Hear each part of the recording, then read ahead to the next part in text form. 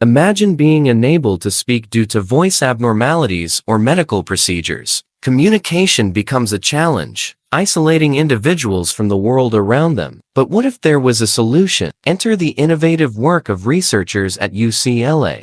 This small, flexible patch, created by the UCLA Samueli School of Engineering, is set to revolutionize communication for those with voice disorders.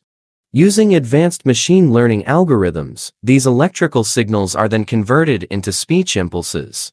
In trials conducted with healthy participants, the device showed an impressive accuracy of over 94% in predicting speech.